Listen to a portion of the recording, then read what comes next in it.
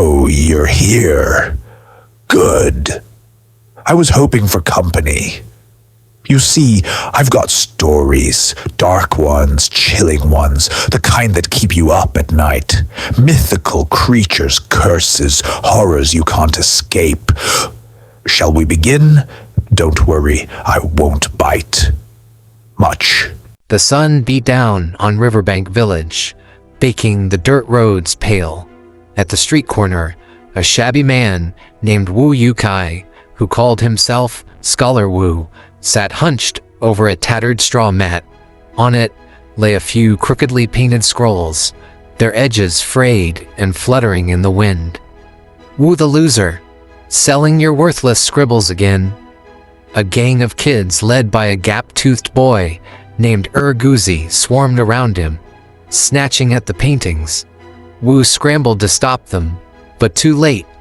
A tear split his prized, solitary fisherman on a cold river, right down the middle. Ah, you little demons! He clutched the ruined scroll. This was a copy of Tangbahu's work. A copy? Guzi cackled. Why not copy yourself a real scholar's title? My dad says you failed the exams for 20 years. From his noodle stall, Wang Mazi roared with laughter. Give it up, Wu. Learn to knead dough instead. At least you won't starve. Wu's face burned. He muttered, sparrows can't understand the ambition of swans. Then, hoofbeats. Dust churned in the distance. The street froze. Stalls slammed shut. Doors bolted. The Black Sand Gang. Wu's hand jerked, spilling ink down his robe. Before he could flee, 7 horses thundered into town. At their lead rode Han Ju, the bandit chief, a black patch over one eye, a pistol at his belt. Han's horse trampled Wu's paintings. Pathetic, he sneered. His men kicked in doors, seizing coins and grain. An old man moved too slow. Han's sword hilt cracked across his face, splitting skin. Wu shrank against the wall, fingers tightening around a small bundle in his sleeve. His father's last gift, an eagle whistle. Suddenly, Han reined in before him. You, look up. Wu trembled. Han's good eye, yellowed, clouded, locked onto his. They say, you train eagles. Wu was hauled onto a horse and taken to the Black Sand Gang's stronghold, a fortress perched on a cliff. When they threw him into the main hall, his knees hit the stone floor with a painful crack. Hanju lounged on a tiger skin chair, toying with a young eagle from the western deserts, no bigger than a fist, its feathers still patchy. The bird was already fierce. It pecked Han's finger hard enough to draw blood. Damn beast! Han backhanded it. The eagle crashed into its cage and went still. Wu lunged forward without thinking. Don't! Its skull's still soft. You'll kill it. Han raised an eyebrow. You care about animals? He kicked the cage. I paid 50 taels for this thing, 2 weeks of training, and it can't even catch a rabbit. They say you know eagles? Wu swallowed. A little. You've got 1 month. Han leaned down, liquor thick on his breath. Train it well, and I'll give you 10 taels. Fail. He drew a dagger and pressed it to Wu's right pinky. Heard you need these fingers to write? The bandits roared with laughter. Wu suddenly lifted his head. Chief Han, I have conditions. Silence. Han looked amused. What did you say? I can train it. Wu's voice shook, but his back straightened. But if I succeed, you give me a house and 100 taels. The gang erupted. Han held up a hand, his good eye gleaming. And if you fail? Wu took a deep breath. I'll gouge out my right eye for your wine. He pointed at Han's clouded pupil. A living man's eye cures foggy vision. The hall went dead quiet. Han slowly grinned. Interesting. He grabbed Wu's collar. But if you try anything, my head is yours, Wu said quickly, his shirt soaked with sweat. Han burst out laughing and shoved him away. Men, send this scholar and his bird back to town. As Wu was dragged out, Han called after him. 30 days, remember? Back in his hut, the eagle lay motionless.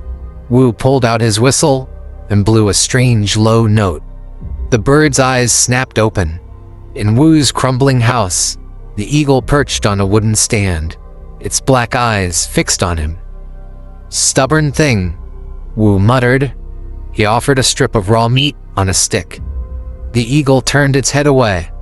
Not eating? Wu sighed. Then we both die. He raised the whistle again. This time the note was deeper, vibrating in the chest. The eagle's feathers bristled, as if hearing something terrifying. Wu shoved the meat into its beak. After a struggle, the bird swallowed. For 7 days and nights, it went like this.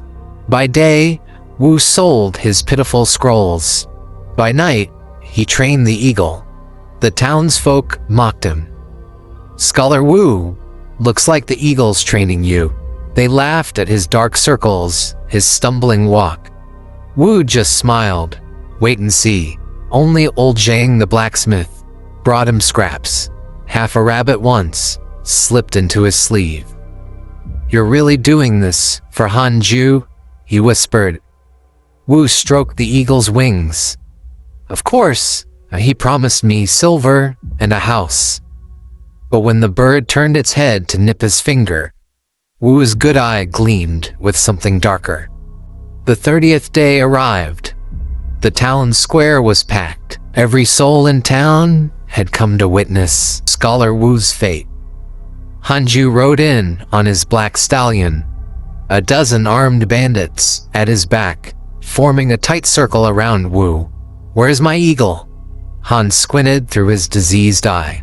Wu presented the cage. The grown eagle stood regal inside, feathers gleaming, gaze sharp as a blade.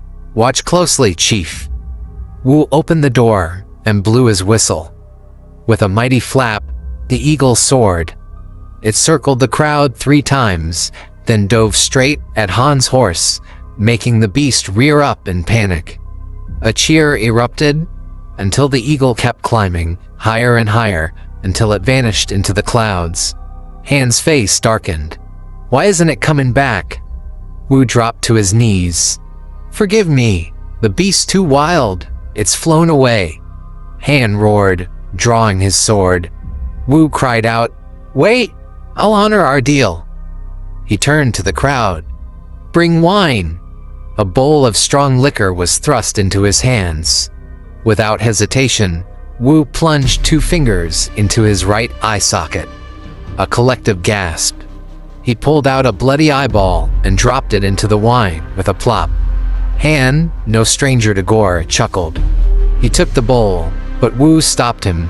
The cure requires 3 steps, chief. First, dab the wine on your forehead. Eager for his remedy, Han obeyed. Then laugh to the heavens. 3 times. Han threw back his head. Ha! Ha! Ha! A shriek cut through the sky. The eagle came streaking down like a black arrow, talons outstretched, right into Han's face. The razor's sharp beak stabbed both eyes in quick succession. Blood sprayed as Han howled, clutching his ruined sockets. My eyes! Wu moved fast. A hidden dagger flashed, a clean slash across Han's throat. One bandit lunged at Wu, but the townsfolk surged forward, tackling the outlaws to the ground. By dusk, the surviving gang members were trussed up like festival pigs, ready for the magistrate. Han's corpse fed the crows in the ravine. His gang scattered. Those not hanged fled with stolen silver. No more protection taxes bled Shihei dry. Wu, now one-eyed, became Master Wu. Children brought him sweets. Elders bowed when he passed. The wealthy Liu family gifted him the deed to Han's old manor, a sprawling house with a courtyard where the eagle often perched. On New Year's Eve, as Wu painted red couplets for his door. Wings rustled at the window. The eagle landed on the sill, a fresh killed rabbit in its talons. Wu smiled and dipped his brush. With steady strokes, he wrote, "The sky welcomes the returning hawk. The earth embraces the righteous man." And so, the laughingstock scholar became legend. The man who outsmarted a tyrant with nothing but a bird and his own sacrificed eye.